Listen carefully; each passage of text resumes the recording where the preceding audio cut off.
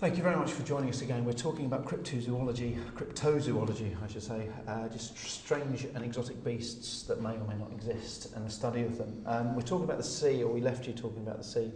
I was wondering about, you have volcanic eruptions under the sea and you have constant movement of this, that and the other, and air pockets coming up, which could create a certain air bubble, a domed bubble. I'm going into fantasy world here, but could that sustain any life for a short amount of time? It obviously wouldn't sustain life for very long. Well, the fundamental science in fundamental says you need a number of things for life.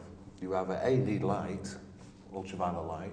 That's not the case for some things living in the bottom of the ocean now, because we've recently found out things can thrive without any light form whatsoever. Water is another thing, is another source of life in itself. If life is to evolve in an air pocket underwater, then it would have to evolve much differently than what we're used to seeing, because of the lack of, because of zero light, because of temperatures, because of the gases. I know some plants are attracted to faucets and things like where the bubbles come out from volcanic activity at the bottom of the ocean, and they're using the gases simply there to thrive on. So they're trying to survive, they're trying the best to survive. And like I've said before, it's very difficult to extinguish life. It finds a way to adapt, to try and hang on there, I've got to say, the whole of this genre of cryptozoology is fascinating, and unfortunately we don't know what's at the bottom of the sea. I probably don't think we ever will, because I don't even know if it does bottom out. I suppose it's got to at some point, but I don't know if you swim deep enough, you'll end up swimming in the shores of Australia, maybe. I don't know. But it's fascinating. But on the planet, I mean, we're talking about the moon, and we've talked about the. And funny enough, actually, when we ever do land on the moon, I wonder how long it'll be before. Sorry, contentious. Well, there's McDonald's. No, I just wonder where the first person to see a creature on the moon will be. Yeah. It's got to happen, surely. There isn't a mouse. There isn't a mouse, yeah. But I think that when we look at what's on land, I mean, we're looking at, okay, we've discounted the kind of cats, not in a negative way, but we just say we kind of know, you agree with what we think they are. But you've got your abominable snowman, you've got your Bigfoot. There are thousands. That's on this planet. Literally thousands of those from every single country on this planet have something that's been reported to them.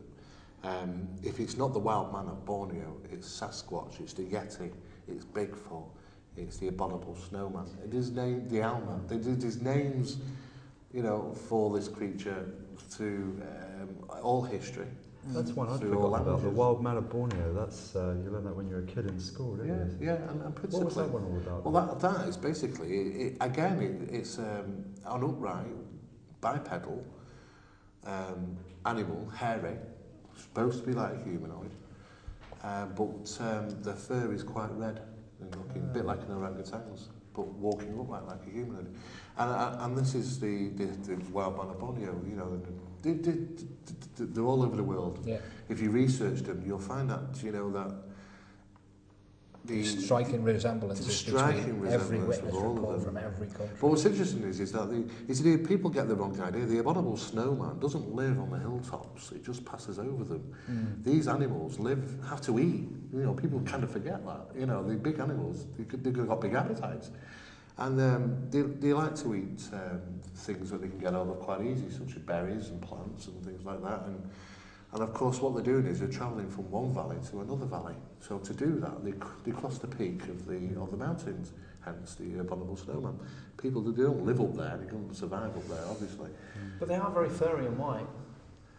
So is Father Christmas's beard. But he lives there. He lives with them, perhaps. I don't know. You told me Father Christmas doesn't exist. I didn't say that. Is that a cryptozoology thing? I didn't say anything. I don't know, because he does exist. I didn't mention Father Christmas. The actual tribes around the country who have lived up there for hundreds and thousands of years in some cases know of them quite regularly. They see them coming down and just leaving them to it. There's some famous artefacts, isn't there? There's the scalp, isn't it? They've got. Yeah, but what you've got to remember is that's actually kept in a religious sanctuary, and to be able to take that away from the religious sanctuary to perform DNA testing, to perform any form of testing, You wouldn't let you. But why would you put a big monster's head? Again, it's belief. But where does that become religious? Well, they actually, it is religious to them, but they believe that the actual beast, because it's so renowned for that area, is that it brings good fortune in the crops and things like that. So it wouldn't be right to give that over to anybody for analysis. Actually, there is. I know time is running on, but there's so many questions I've got for this. I know everyone at home is going to have loads of questions on this as well, which means you've got to come back, whether you like it or not.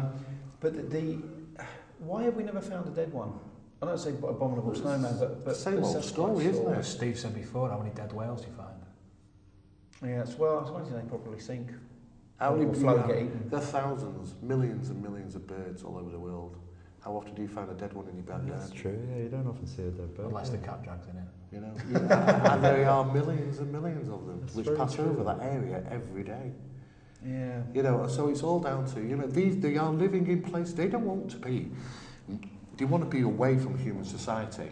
They don't want to be living near us because we're in danger. I mean, at one point, we probably forced them out many hundreds of years ago to living in places like jungles, you know, where we won't live, where it's uninhabitable for us, but they can live there. There's also known to us the elephants. The elephants always go to somewhere to die. That's true. And a lot of times people don't, unless it's like been hit with some form of it being killed, you hardly see elephant bones hanging around in.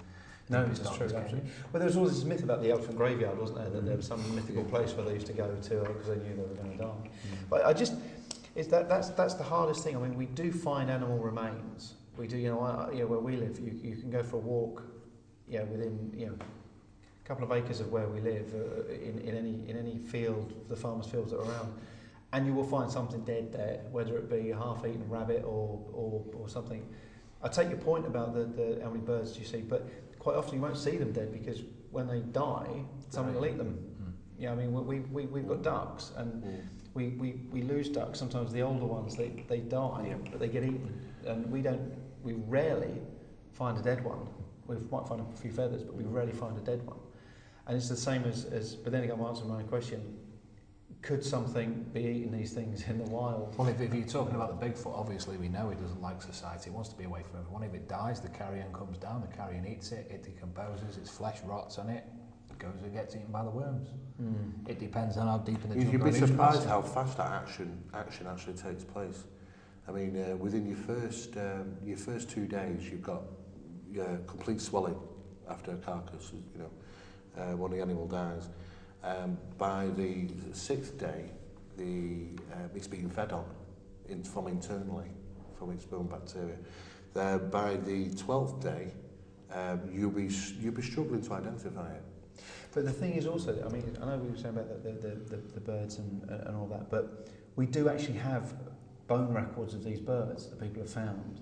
We don't have any bone records that I'm aware of any of these mythical creatures. I mean, and even saying that, we've kind of agreed that the big cats are probably there, and we know we've got it. We don't find we don't see skeletons of them. We know they're real. We know they're real because we've. But again, do we find them in the wild of Kenya? This debate has gone so much that I'm actually arguing with myself now. I'm trying to answer my own questions. But no, I think it's fascinating, and unfortunately, we're never going to have an answer to these questions in this short period of time. But time's again beaten us once more. But please, if you've got any questions about the or you want to email in just about what we've spoken about, at the end of the show there will be our email address, so use it and contact us. Guys, thank you very much for joining us once again. Again, sorry time's beaten us again, and it's so nice to have you on board. I can't wait to see you again. Join us on the next time when we have more Unexplained Debate. Thank you very much. Bye-bye.